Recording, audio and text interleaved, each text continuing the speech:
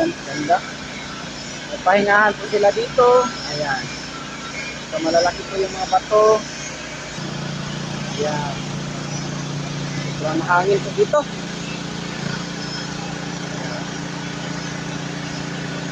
Ito po yung sa gilid. Ito po yung maliit na talon po na pinakita natin. Pero hindi po ito maliit ha. Maliit lang ikumpara sa kabila po. Kasi ito po yung nasa, kung harap kayo sa pinanggalingan natin, ito po yung bandang kanan. Ito. Yung sa bandang kaliwa po, doon yung malaking talon po. Punta natin. Papakita natin sa inyo. Yan. Maganda dito.